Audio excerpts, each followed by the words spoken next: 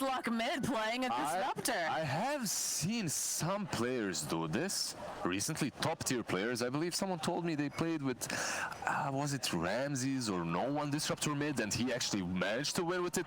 Disruptor, super long time ago, was played sometimes on mid. More like a meme, but you have this super strong nuke early on, and versus Pugna, you were actually able to nuke him constantly.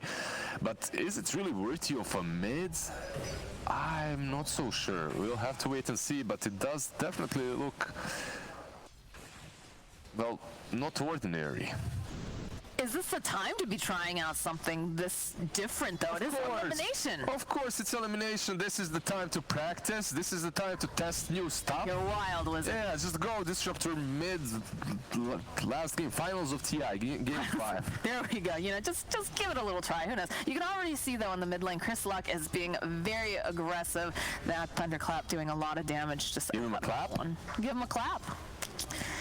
But it's a scary perspective, right? You've got a Night Stalker on the side of Nigma. Yeah, you have a Night Stalker, which is eventually most likely going to go for that blink. He gets that blink, he jumps on top of you, silences you, you're just gone as a Disruptor. So it doesn't look like a very easy Disruptor game. That's also the thing, but they do have more heroes on their side, and we're only talking about Disruptor. Here on this lane, we have Stinger on Wyvern, and we have LC on Lelis on the bottom lane. On top, we have Schofield as well on this Nyx. There's so many heroes that work well versus Nigma's lineup.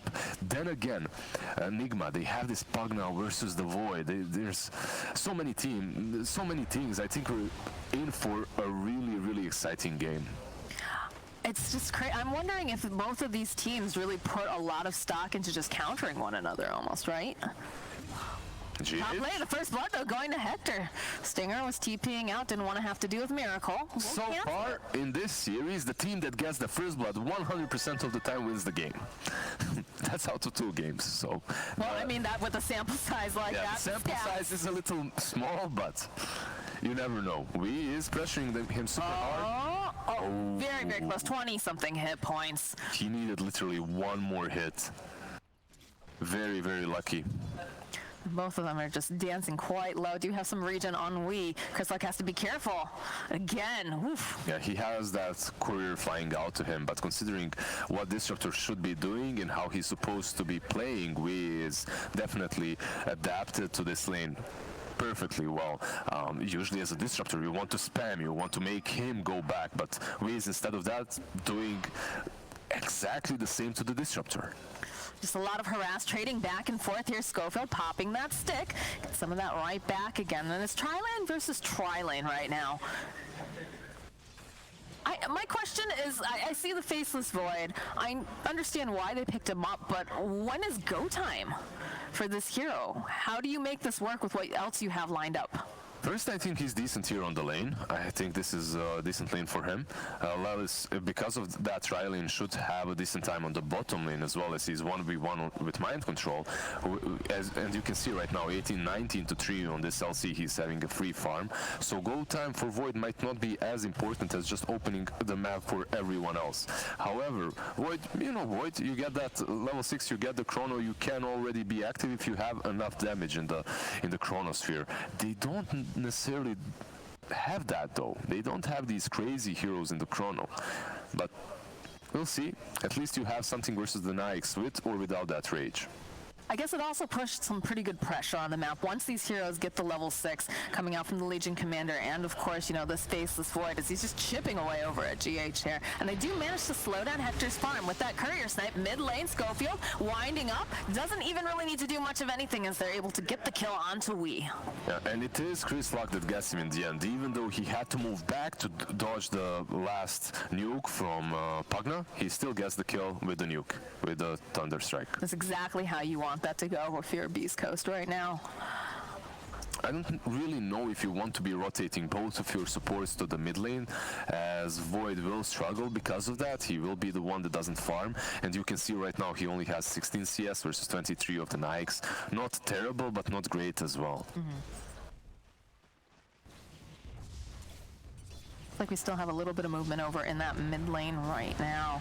I am interested to see how this all eventually plays out with having that mid disruptor. Do you think that the itemization is going to be, I mean, obviously it's going to be different than what you typically see on a disruptor, but what would you imagine?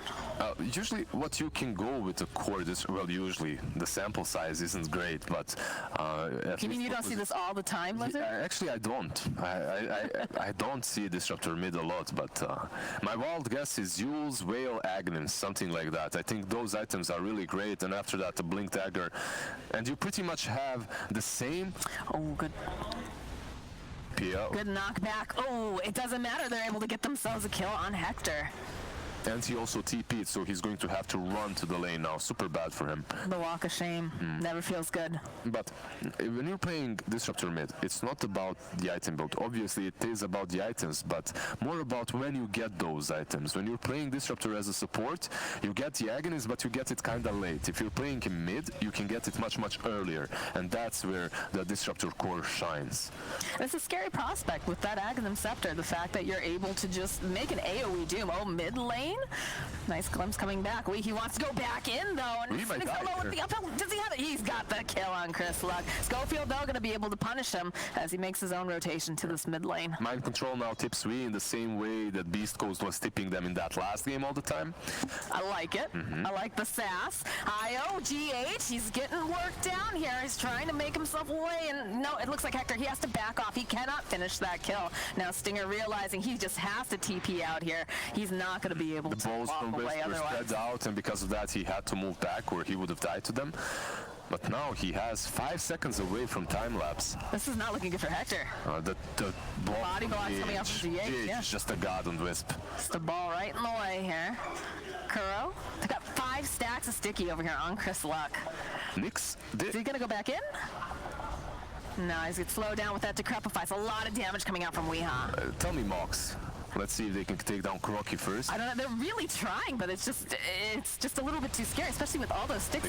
They do manage to get it though. They'll find the kill. I love how he's playing around the Glimpse versus the Pugna. Ooh, and are we gonna? No, we are gonna get our first kill on Legion, but no dual damage. No duel, but they still get the damage. Yeah. And I think you're happy with that because a Night Stalker that's not on the map is much safer feeling for a lot of these individuals. You know, we were so consumed in this Disruptor pick and how he's mid that we haven't really talked about the Nyx Assassin and the fact that he's in this game. Nyx Assassin, I haven't seen the hero in half of a year. He's not picked even in my pubs. He's dead, but in this kind of a game, perhaps he can work.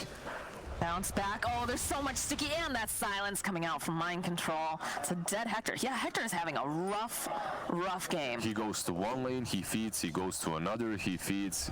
It's definitely not a good game for him so far. He needs to be farming in a little bit more of a passive way. I feel like a lot of this is going to come down to Lelis being very active, looking for those duels, maybe pairing up with the Nyx Assassin. But right now, you know, the side of Nigma, they're looking pretty comfortable for the most part. They're just farming across the map, farming creeps, farming heroes as well. Oh, there's that damage, and Hector will get himself a kill. That's some extra gold for Hector, who has just died twice in a row, so it's pretty good for him. Yeah, they're going to just dive right after this Winter Wyvern. It is not safe to have any of these heroes down here, because you see the Bat Rider just throwing down stacks of sticky, Firefly, and that's a crispy Wyvern. And remember, that's a position 5 Bat Rider that's doing that. He's doing so much. He's just creating a lot of space, and if you're Beast Coast, you have to respect that. You can't just move into him the way Hector has done a couple of times. But I'm still waiting for this Disruptor to start rotating or making moves. So far, it was we that tried to be a little bit too aggressive on that mid lane, and he has paid with his life twice now. Just good rotations also coming in from Schofield, of course, on the Nyx Assassin. CGH taking care of the jungle. This is very scary. Again, they just send in one at a time. Although there is backup this time around. They'll turn back on to Kuroki, who's going to be able to go fly over. There's the Decrepify. Chris Luck's taking a lot of damage. They want to get this Calm Mind Control. They'll find it. Now Schofield, he's just crisping away with all of that Firefly. Chris Luck also needing some help. He doesn't quite have that damage, but there it is. They managed to get the kill before Chris Luck is taken down. Weehaw trying to run away. The body blocks coming out from Stinger as well as that Splinter Blast. Just going to go Decrepify again, but body block stuns the whole kit. Do they have enough damage to take him down, though? No, who's going to turn right back around? Get that life drain going. Yeah, that Splinter Blast was never going to connect. Schofield, obviously, Nyx Assassin is still Nyx Assassin, and that Carapace is still one of